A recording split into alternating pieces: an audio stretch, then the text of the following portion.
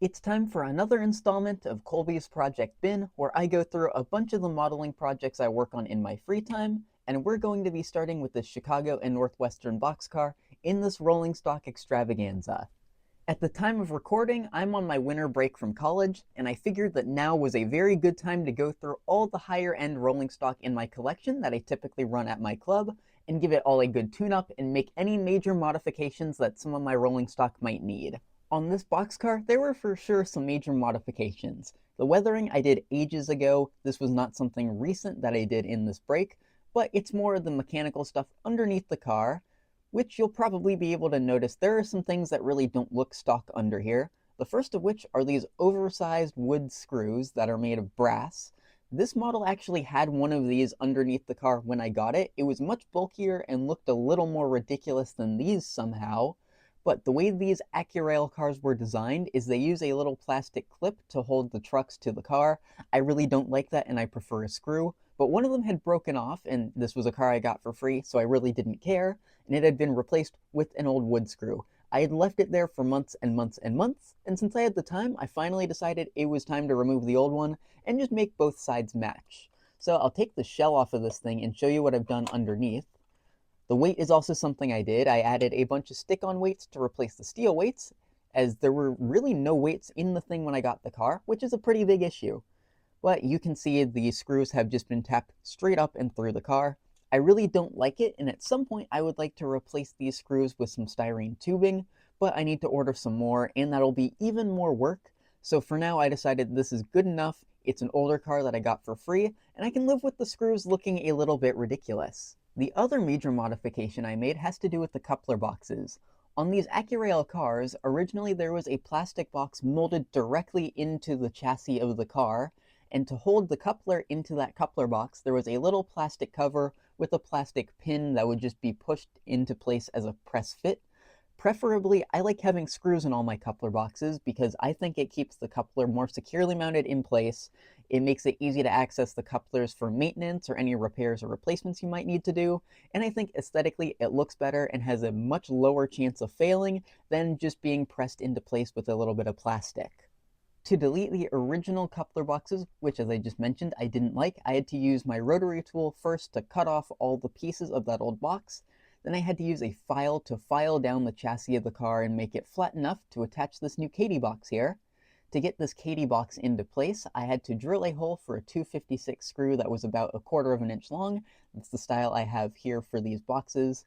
And I had to go through this thin little piece of plastic. I had to be careful because it's a very thin piece, as I just mentioned, and I did not want to crack it. Then all that was left to do was add some washers to these trucks, make some minor adjustments, put the shell back on the car, and it was good to go. The next project I worked on was the Santa Fe caboose. Yes, I know technically this is a way car, but to me it's a caboose, and all I had to do to this model was install some new coupler boxes.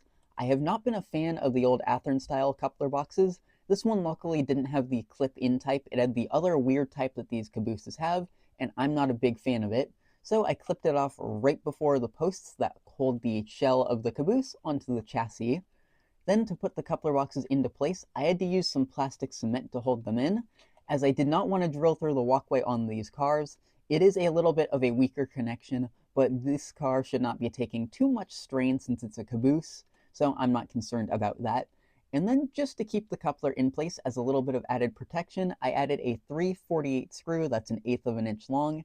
This isn't really necessary as the coupler boxes do clip into place, but to me it's a little bit of extra security that I like having. Now I have a trio of 40-foot old-time boxcars. I believe these were all made by AccuRail, and again I wanted to replace the original coupler boxes with some of the new Katy ones, and for all three of these cars it was a vastly different project. I'll start by explaining this with the Rutland car. Since these are AccuRail, they had the exact same design issue as the first 40-foot boxcar I showed you did, the Chicago and Northwestern one. They had a plastic coupler box that was just directly mounted, firmly attached, and molded into the chassis of the car. But these have a slightly different design.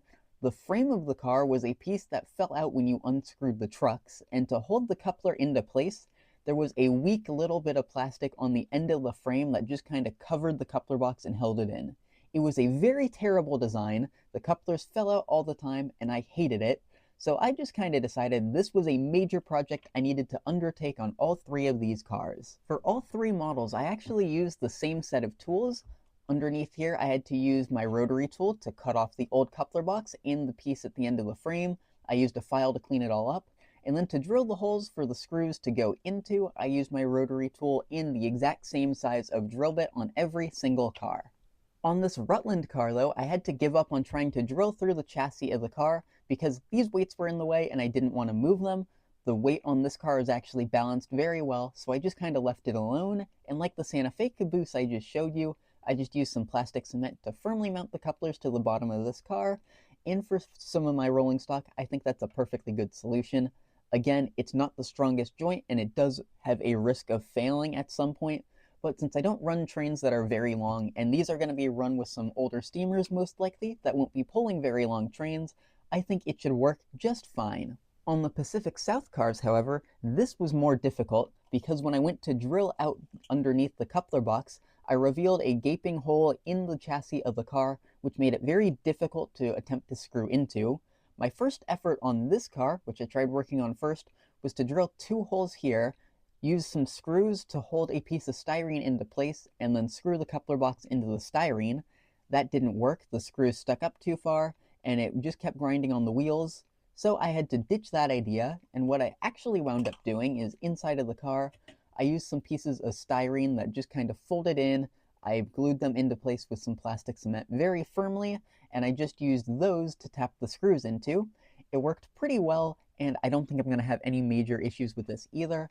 Also, just in case, I used some plastic cement again to hold the bottom of the KD box into the car, and for these I was able to use some more 256 screws. The other thing worth noting is this car specifically was a little off balance, so I had to have this one weight a little bit off center, and that makes the car sit perfectly. Because these Pacific South cars were nearly identical, I assumed I would have to go the exact same route with this car until I took a closer look at it and found it's actually quite different. The other one is more of a wood-lined car, and this one looks to be made out of steel. Underneath, the chassis of the car is actually black, unlike the body-matching blue on the other car, and the screw under here was not painted. So I just kind of took this off, expecting it to be the exact same situation inside, and what I found is that the weights were actually here in this case, and they were thin enough for me to drill through and put some of my 256s through. So this one was a pretty easy fix. I did end up filing down too far on this side and had to use a lower shank coupler, which is fine by me. I have a whole bunch of those laying around and I just need to use them up because it's not a very common coupler size. Would it have likely been less effort to just replace all three of these cars? Yes, but these were all pieces I got for free, and they're pretty unique pieces that I can actually use. I find the Pacific Southern cars to be really funny. I'm pretty sure this was a custom done car. I don't know why Accurail or any manufacturer would sell something like this, but it's a pretty neat and fun piece, and I'm going to keep these around for a lot of my old-time steamers. They'll just be good filler pieces of rolling stock to use when needed. Next up is another project that took an unexpected turn, which is this Athearn Rio Grande 50-foot gondola. This was originally one of those Athearn cars that had the metal plates that clipped in and held the coupler into place. I'd found on a lot of models that I have, those can wear out very quickly. They can shuffle around while the train is in motion, and they can mess with your coupler height while the train's moving, and I really do not like that. Again, I prefer all of my couplers to be firmly held in place by screws, if at all possible, so I wanted to get rid of the original Athearn Blue Box couplers and put on one of those new KD boxes. But when I went to take the frame off of the car to cut the boxes off of it, clean it off, and then put it back onto the car, I noticed an issue. The original frame was glued firmly to this weight, and there was really no way to get it off without just completely destroying the thing. So in a little bit of a panic, I dug through my parts bin and found that several years ago I had been given a whole bunch of parts, including a bunch of underframes for cars, and one of them was this one.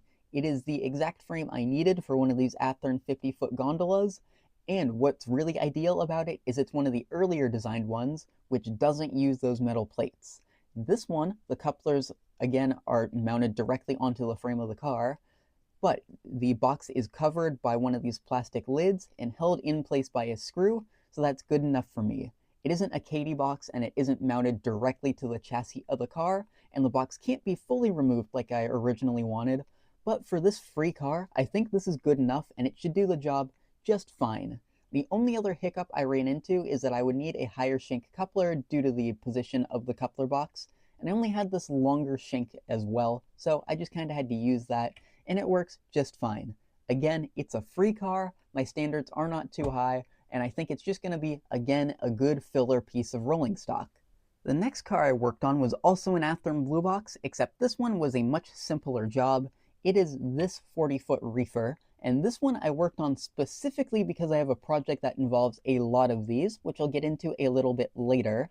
But flipping under the car, you can see all I really did is I, again, cut off the original Athearn coupler boxes and screwed in some new Katy boxes. But because of the metal frame being down here, that was a slightly difficult task. The way these Athearn cars are really designed is that you have the frame, typically you have a big steel weight underneath here, and then you have a plastic body inside of the car. So I wanted to figure out how I could mount these coupler boxes into this plastic body through the steel weight here, and I found just by using a properly sized drill bit and tapping into the car, it would work just fine.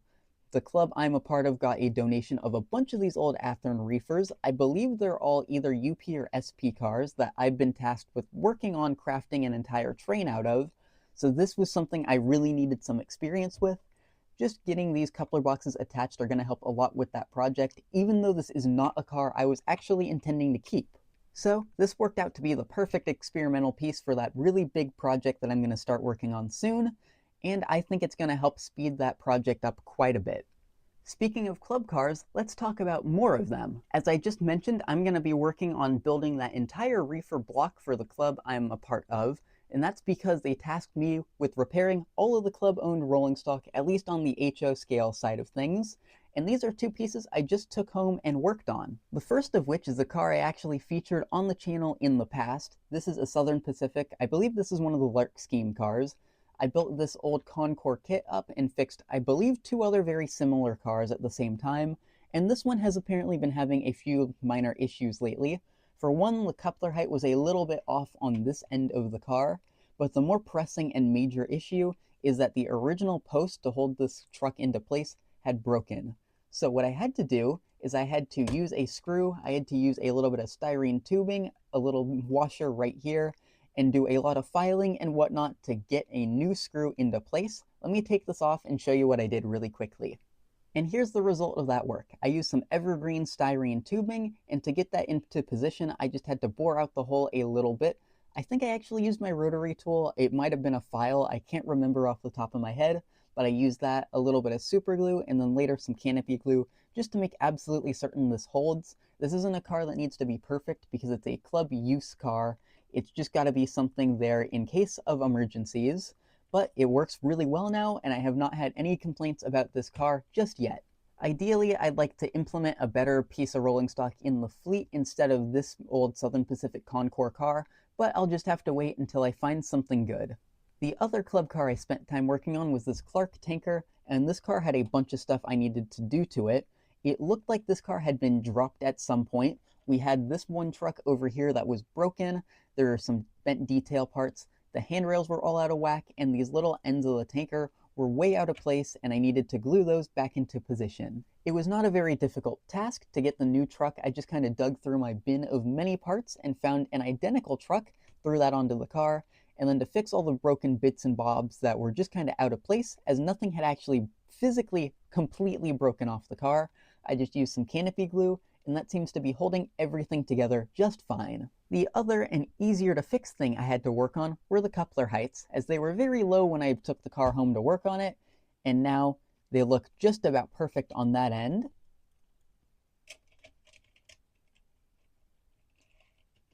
And it's the exact same case on this side of the car. Neither of these were very huge projects, but it's a great thing because now both of these cars can actually be used by other club members, and we've had a lot of people asking about this tanker, so I think that's a very, very good thing to get done.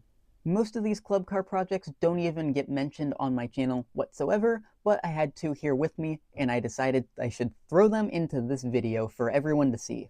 Now back to the rolling stock I own, continuing with this Athearn Western Pacific caboose. This is a model I got years ago and I put some good windows and weighting into, but I left the coupler boxes alone, except for one side. At one point in the past, one of the original Athearn coupler boxes had broken. The little plastic tabs on the side to keep the plate in place had completely failed and had been stripped off the model, so I cut off the coupler box on one side of the frame, used some plastic cement, held it into place, and threw a 3/48 screw in here. And just recently I went in and did that to this side of the car, so now both sides are matching and we've got good Katies all around this car. The wheels are a little bit dirty, as you may be able to tell. After doing this work, I actually ran this car for about 3 hours at the club I mentioned earlier, so it's gotten some pretty good use, and I found absolutely no issues whatsoever with this piece. Now we go on to a piece of rolling stock that is far from problem-free. This is one of my 3 branch-line 50-foot boxcars. These were kits I built a really long time ago, and I've been having issue after issue after issue with these cars. For one, the plastic details on these cars are very, very awful. These little handrails right here are made out of very thin plastic, and if you even touch them wrong, they will break or fall off the car. The stirrups down here were also very, very thin plastic, and from the basic handling of taking this car out of my carrying case and putting it back in, they all broke off. I didn't even do anything crazy, it's just super, super thin and flimsy plastic. I might replace those in the future, but I don't know if I'll keep this car in the long run. But the bigger issue I was having was with the coupler boxes. The screws and boxes they provided on these cars were really, really terrible, so with this one and my other 2, I decided not to include those here. I went in, completely cut off the old boxes, put on some Katies with some plastic cement and a screw, and left it be, and now they run just fine. The cars from a distance look pretty good, but I want to replace all of them. Walther's just announced some new 50-foot boxcars that I'm thinking of pre-ordering instead of these, especially because there's some Union Pacific ones, and I do need a trio of UP boxcars. So once those come in, these will probably be on the chopping block, and I'll try and get rid of them.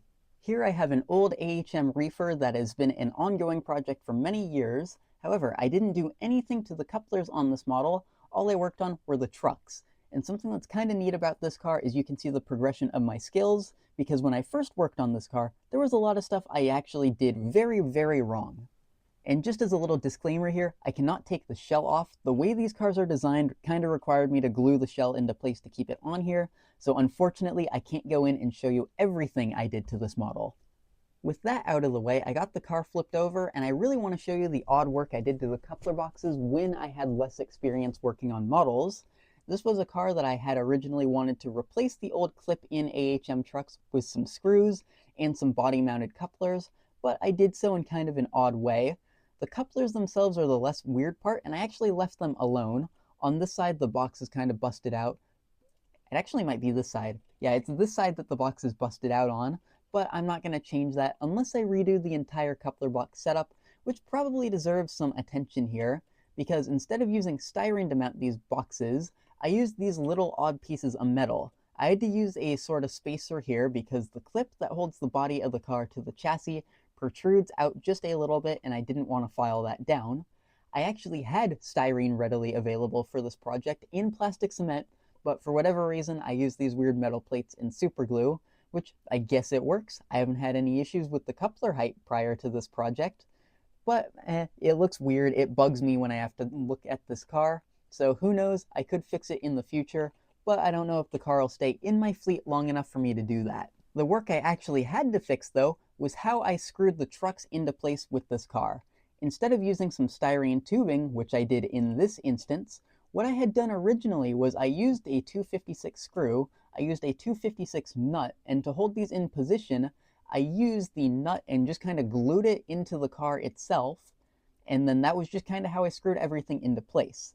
At one point in time, one of those nuts fell off while I was working on the car, and I had to use a comically oversized screw to make everything work, and I decided enough was enough, and it was time to fix that. So here we have everything in position. I had to use more Katy washers than I would typically like to get the coupler heights correct, but there's enough of a post on the little piece of styrene right here that it's not a huge issue. Again, I used more of the Evergreen Models styrene tubing, and it's done its job just fine, and I used one of these little 256s once again, and that's kept everything in position perfectly fine without any major issues whatsoever. That work has for sure made this model a better piece of rolling stock, and this car especially shows the inexperience I have when it comes to working on this stuff. I really only started tinkering with rolling stock and actually making some good repairs on engines probably in the past 2 or 3 years. So I've still got a long way to go, but I've made some huge improvements on this car in particular. And right here, I have the final piece of rolling stock to talk about, this Bachmann Tropicana reefer, which actually came from a really cheap lot of stuff on eBay about a year ago as of the time of recording this. When I got the car, I did all the work I would typically do. I added some weight, I ensured the coupler heights were right, and I installed some KDs, and for a while everything was just fine, but being a Bachmann car, I really don't like their coupler boxes. They're really finicky, they're really inconsistent with the size of the post. I really don't like them, and they are a huge pain to work with. So really what I did is I went in, I cut off the old box that was mounted to the frame, and I installed a KD box. Again, I just kind of used my rotary tool and a file, and these were really bizarrely mounted. I had to use some higher shank couplers once again, but it all worked out, and this car works just fine. I also had to add some washers to the car, and to do this on Bachmann cars, I may not have actually had to add some on this car. It might be a different car I'm thinking of, but to add them to these Bachmann cars, it's a pretty big pain because the posts for the trucks are huge. To get a KD washer on here, what I typically have to do is cut a little slit on one side of the washer, expand it, and just kind of stick it in place on here. It works, but I really don't like the solution. Some of these Bachmann cars, like this Tropicana reefer, look really good, but to me they take a ton of work to get them operating properly. And now this rolling stock extravaganza is complete.